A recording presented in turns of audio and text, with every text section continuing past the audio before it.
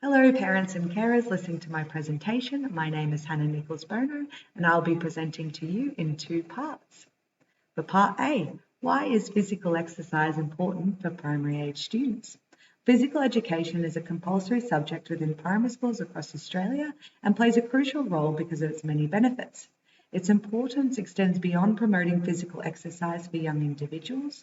Morgan and Hanson conducted research with a number of Australian educators who identified the below reasons: physical health, fitness and lifelong physical activity habits, fundamental motor skills development, social skills and teamwork, where students learn skills in cooperation, communication and empathy, mental health and well-being, as it's shown to reduce stress, anxiety and depression, cognitive development, as it improves attention spans, memory and problem-solving skills, and lastly, a healthy school culture that is inclusive and diverse, as physical education can be adapted to suit individual needs, such as abilities, skill sets and interests.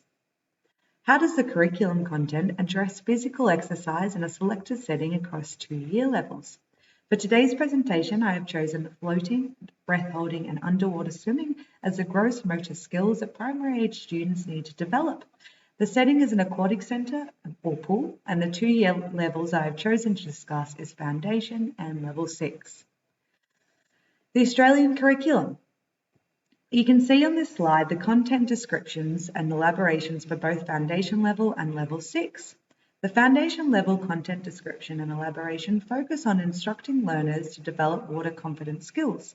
The teaching instructions could include basic activities such as getting comfortable in the water, floating, submerging, and breath control. These skills are essential for building trust in the water and establishing a solid foundation for further acquisition of aquatic skills.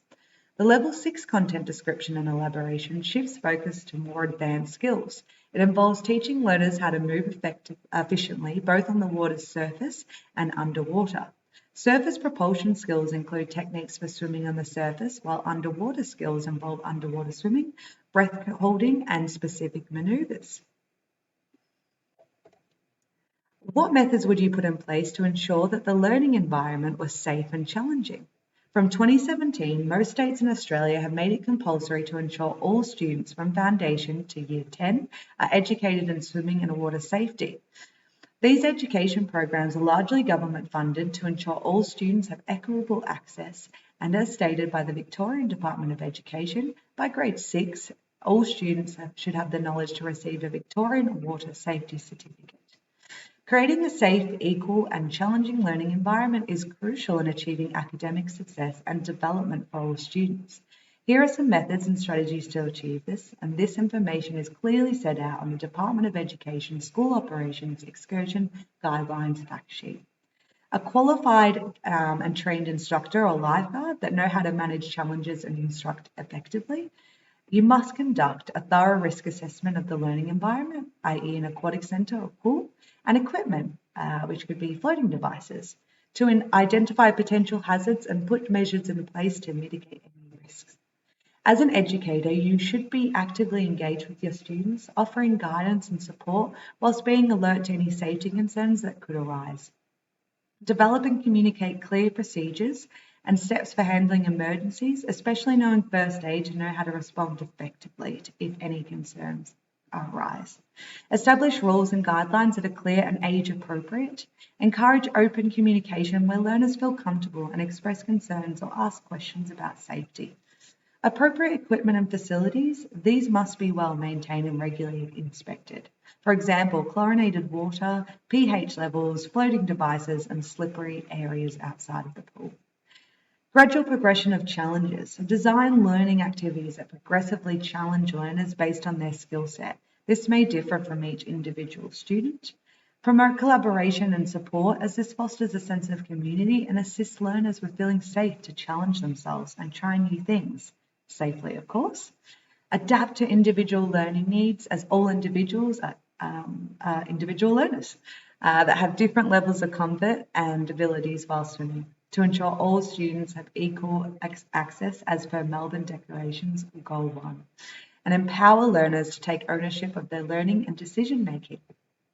Part B, the importance of health for primary age students. Health education also plays a crucial role in primary schools, as the health of every student is critical for their overall development, well-being, and academic success.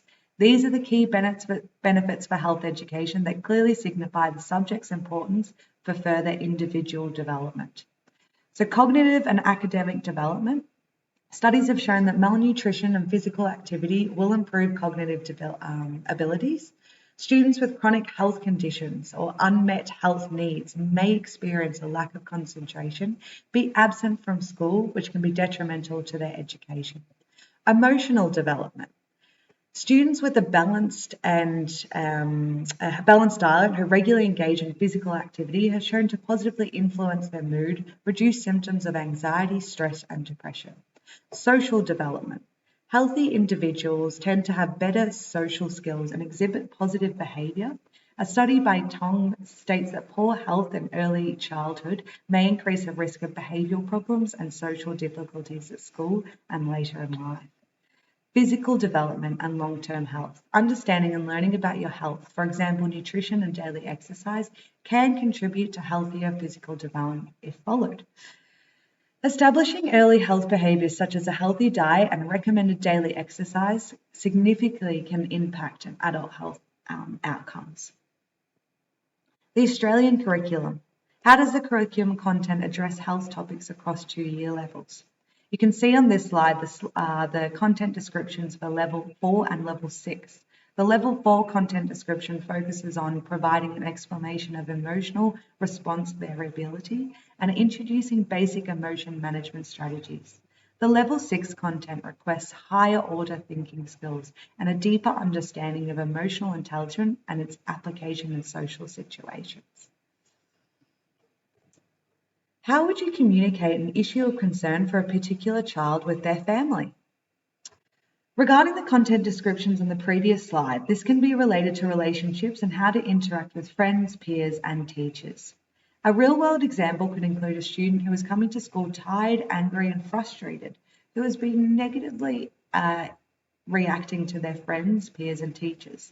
This could negatively impact on their friendships, and they have begun to feel isolated from the school community. As an educator, communicating this issue of concern with the student or family, I would follow these steps.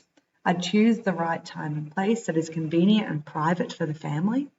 I would express concern with empathy for the student's well-being and use empathetic language to signify you understand that it could be a hard time for the family.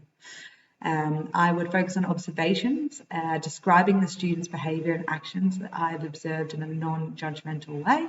Listen actively and give the family the opportunity to voice their concerns and acknowledge their feelings. Be positive and mention positive aspects of the student's behaviour or achievements to create balance in the conversation. Collaboratively identify causes and work together with the family, as the issue could relate to home, school, or playground factors. Offer supportive strategies and share potential strategies to assist with the student coping, for example, the zones of regulation. Set realistic goals for the student's behaviour management plan. Encourage open and ongoing communication between the family and school. Encourage them to reach out if any concerns or positive changes arise.